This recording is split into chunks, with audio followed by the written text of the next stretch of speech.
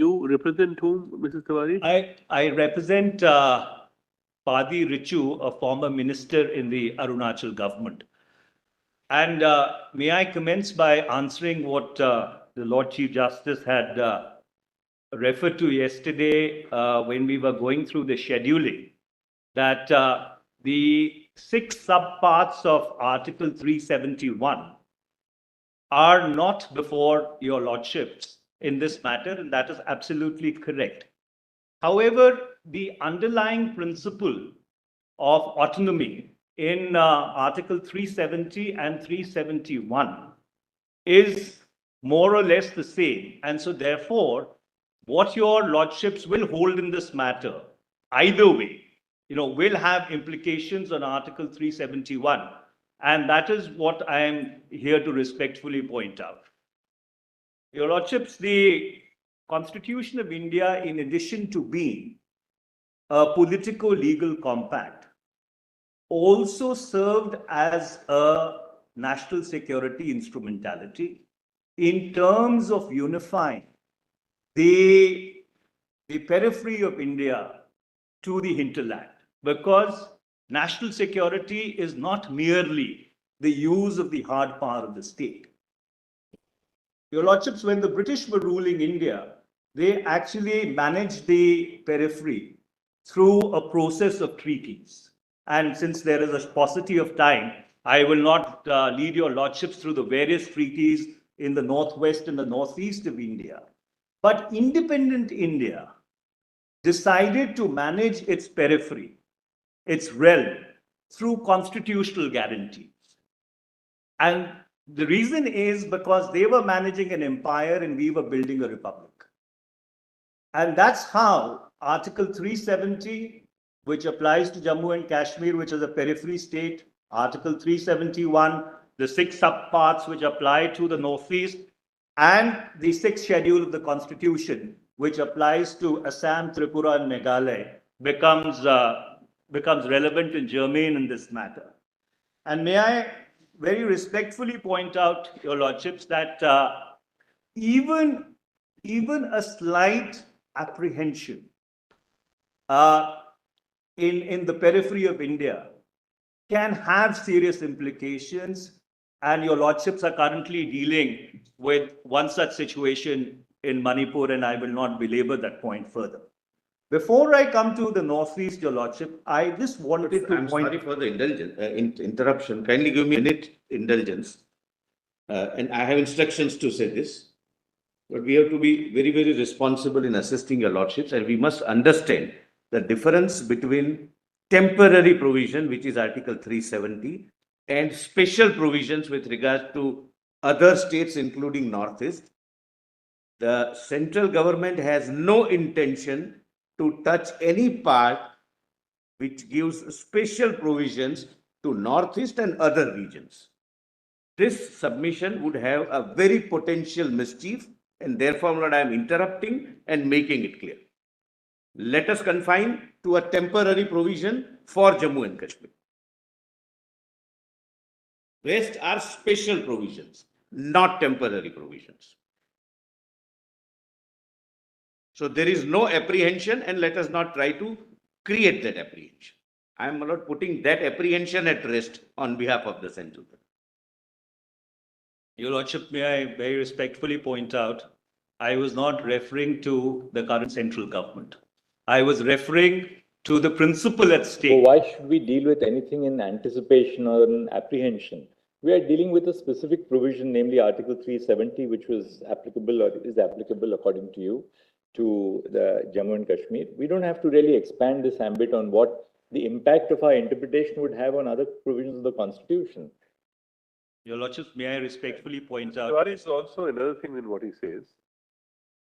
This is the special provision, 370. 370 is stated to be a temporary provision.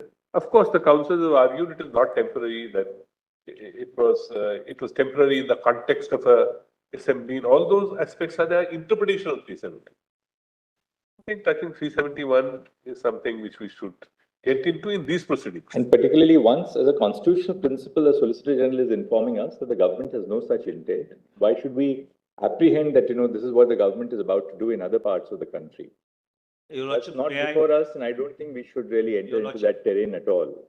Your Lordship, may I respectfully point out, you're absolutely correct, with regard to the Broader impact of, say, the abrogation of a state into a union territory, what could be the fallout in other parts of the country? Certainly that point has been made, that's present to our mind. But let's not now place specific focus on Northeast, that you will probably do this in the Northeast. I think the apprehension is allayed by the statement which has been made on behalf of the government. And beyond what was argued by the petitioners, namely that if you permit, and that is independent of Jammu and Kashmir, if you permit the abrogation of a state and its constitution into a union territory, why would it be confined only to Jammu and Kashmir? That point has been made. We have made a note of that. We will be hearing on the response to them. Tiwari, just one. I think as far as the other parts of Northeast is concerned, because your written submission specifically talk about it. That in view of the statement made, I don't think we are required to go into all that. One. Number two, as far as Article 3 and 4, whatever is there, if you have any submissions to make, just confine to those articles, the horse Northeast, that's possible. But otherwise, we are dealing with only 370 and Article 3 and 4.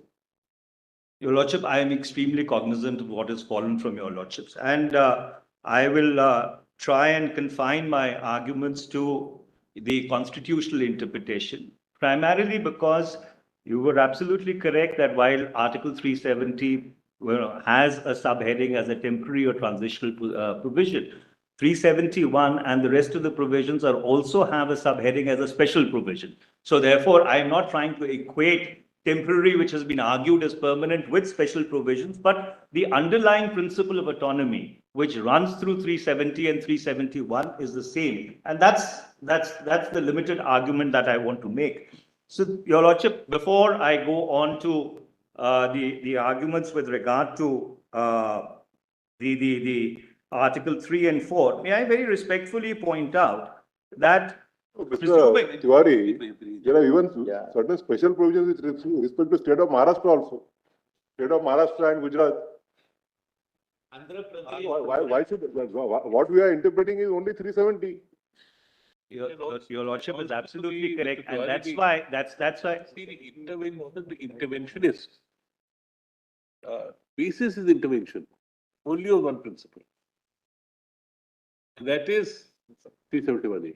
Once we are not touching that, what does the interventionist have to say in this matter? And Mr. Tiwari, ultimately, you have nothing to say on Article 370. So then why should we hear? Your Lordship, may I just make a submission with regard to 370, and then, I will try and make a submission as your But there's nothing that you have formulated in your submissions on 370. You have not formulated anything in your submissions on 370. Your Lordship, there is a submission on 370 in our written submissions. Let us read that and then we can close on that. 619 to 623 of our written submissions, Your Lordship. With respect to different territory are different. There is no competition. 378, when Your Lordship, A is may I different, speak? 378 is brief. Completely. May I, Your Lordship, may I be?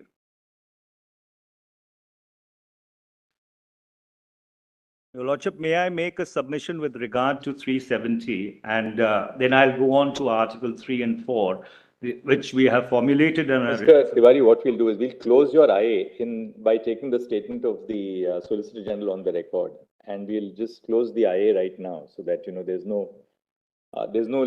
no ambiguity left in on the adjudication on the IA, or in the position of the union government on any of the states in the Northeast. Well, your Lordship, if your Lordships on the statement which has been given by the union would like to close the IA, I have absolutely no objection to it. But may I just make one submission with regard to 370 with your indulgence? And that's not what the applicant has come for. Applicant has come with some other basis.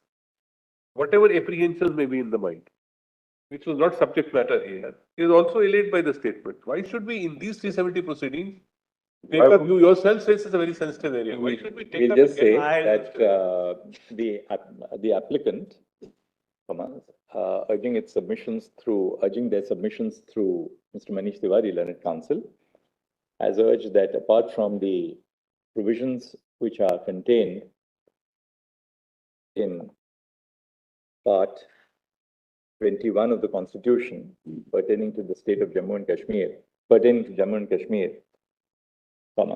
there are special provisions in the Constitution governing the Northeast in other the states same also. part. His submission governing the Northeast in the same part. Full stop. Hence, it has been submitted that the interpretation which would be placed by this court on Article 370 may possibly impact upon the other provisions. Full stop. The Solicitor General has submitted on the specific instructions of the Union Government that the Union Government has absolutely no intent to touch or affect any of the special provisions applicable to the Northeast and to any other part of India. Full stop. Next, the reference to the Constitution bench is confined to the provisions of Article 370 of the Constitution. Full stop. There is no commonality of interest between the issues which are sought to be addressed by the intervener and the issues which have been raised in the reference to this Constitution bench. Full stop. In any event, the statement which has been made on behalf of the Union Government would allay any apprehension in that regard. Full stop. We therefore close the IA, which shall stand disposed of. Obliged. That's an addition to the well-settled principle that in constitutional adjudication, court will not frame a question that directly arise for adjudication. We will not stray into all those areas where court need not go into. We'll just say, thank you.